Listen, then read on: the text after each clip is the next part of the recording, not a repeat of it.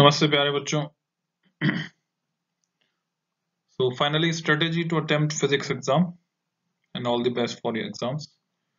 तो बच्चों कल के एग्जाम के लिए फाइनल इंस्ट्रक्शंस ये है मेरी तरफ से। जहां तक मैं समझता हूँ 3 पेपर क्रूशल थे, वो आपने तैयार कर लिए होंगे। पहला पेपर जो कि गैस पेपर मैंने डाला है, दूसरा पेपर जो सैंपल पेपर सीबीएसई ने इशू किया था, और तीसरा पेपर जो सैंपल पेपर का डिस्कशन वाला वीडियो मैंने डाला था। उस सैंपल पेपर के डिस्कशन वाले वीडियो में मैंने लिंक दिया था डिस्क्रिप्शन वाले सेक्शन में 5 मार्क क्वेश्चन वाले डिस्कशन में, यानी 4 सेक्शन में उसका डिस्कशन मैंने किया था। 1 mark question, 2 mark question, 3 mark question and 5 mark question, जिसमें कप वगैरह बना हुआ था, आगे कप का डिजाइन बना हुआ था फ्रंट पेज पे।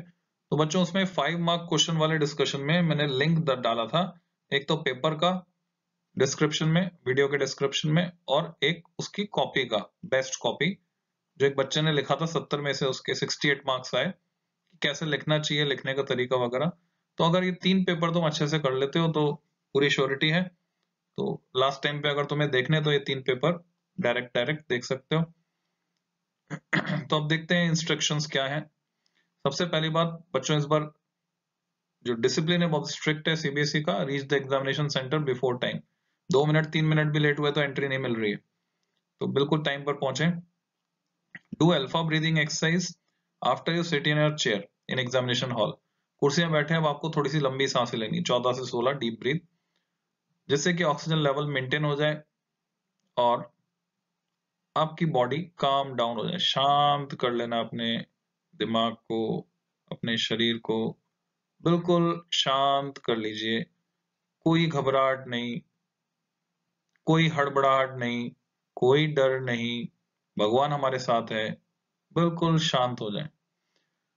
तो ये बहुत ही हेल्पफुल रहेगा। जो भी आपने याद किया वो सब कुछ आपको याद आ जाएगा। Just behave normal. पूरे टाइम आपको कोशिश करनी है सामान्य व्यवहार करने की, यानी आपको सहज रहना है बच्चों। No need to get excited. ना तो आपको उत्तेजित होना है। मान लो 3-4 क्वेश्चन आपको देखे हुए मिल गए, उसमें आप एक्साइटेड हो गए, सिली मिस्टेक कर आएंगे बच्चों, ऐसी गलती नहीं करनी है। और ना ही आपको डिप्रेस होना है एग्जामिनेशन में। 3-4 क्वेश्चन गलत हो गए, डजंट मैटर बच्चों, पूरा पेपर पढ़ा है, 3-4 क्वेश्चन से कोई फर्क नहीं पड़ता। हिम्मत मत हारो, जो भी आता है कूलली। तो ये ध्यान रखो, बिल्कुल सहज रहना है, ना तो एक्साइटेड होना है ना डिप्रेस होना है एग्जामिनेशन हॉल में।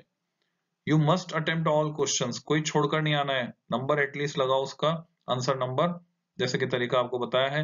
You should write something relevant. अगर कुछ क्वेश्चन में कोई बात समझ में नहीं आ रही है तो जो भी क्वेश्चन है, क्योंकि बच्चों ये फिजिक्स है, फिजिक्स से लिंक्ड विद लाइफ, तो जो भी रिलेवेंट आपको ध्यान में आ रहा है वो जरूर लिख कर आओ। डायग्राम बनता है, डायग्राम बना के आओ।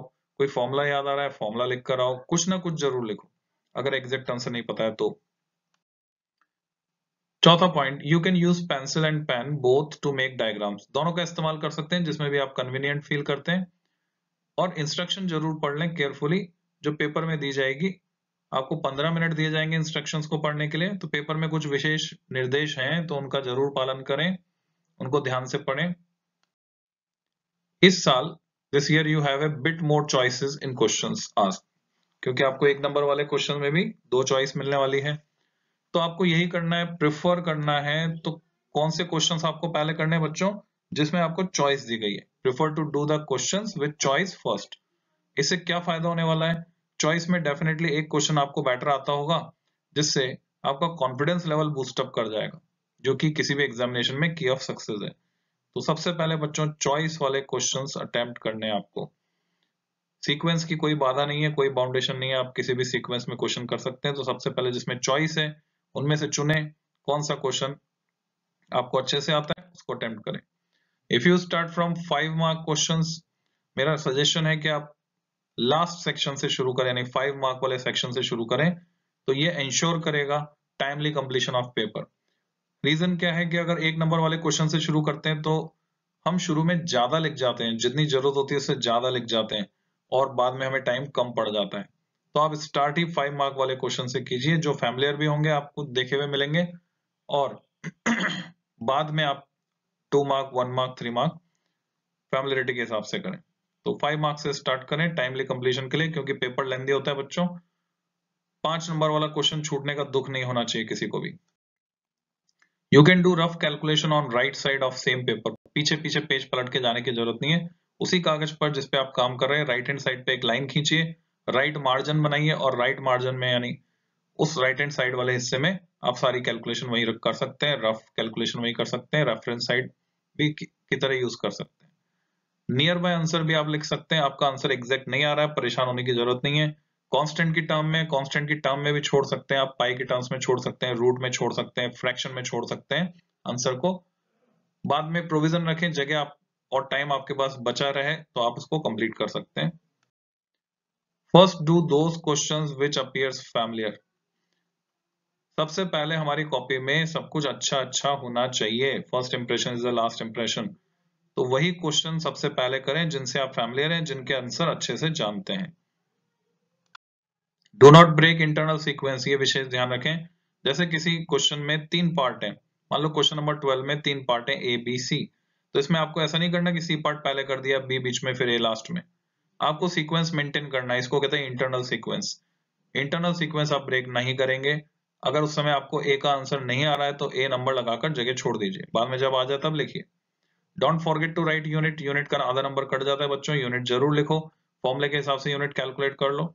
Don't forget to mark arrow in ray diagram, रे डायग्राम में एरो नहीं मार्क किया तो भी नंबर कट जाएगा, एरो जरूर मार्क करो, रे किधर से किधर जा रही है वो जरूर दिखाओ जितने भी रे डायग्राम। मेरे पास एक रफ कैलकुलेशन है टाइम की, जरूरी नहीं आप इसको फॉलो करें, पर एक रफ कैलकुलेशन में दे रहा हूँ। 1 मार्क क्वेश्चन, 5 सवाल आएंगे, 2-2 मिनट अगर हर क्वेश्चन को दिए जाए तो 10 मिनट में सेक्शन ए कंप्लीट हो जाना चाहिए आपका। 2 मार्क क्वेश्चन, 7 सवाल हैं, 4 मिनट भी अगर आप एक सवाल को देते हैं तो आधे घंटे में अप्रोक्सीमेटली इसको आपको खत्म करना है। 3 मार्क क्वेश्चन, 12 सवाल हैं, एक क्वेश्चन पे अगर 7 मिनट भी हम एन एवरेज आप लगाते हैं तो 80 मिनट का टाइम इसके लिए सफिशिएंट है 3 मार्क क्वेश्चन के लिए। 5 मार्क क्वेश्चन 15 मिनट में अगर आप एक सवाल करते हैं, 3 सवाल है 5 नंबर के, तो 45 मिनट सफिशिएंट है बच्चों। इस तरह से टोटल बनता है 165 मिनट। एटलीस्ट 15 मिनट पहले आपको अपना पेपर कंप्लीट करना है, जिससे कि रिवीजन चेक आप उस बचे हुए 15 मिनट में कर सकें। तो बच्चों ये हुई पूरे 3 घंटे की प्लानिंग।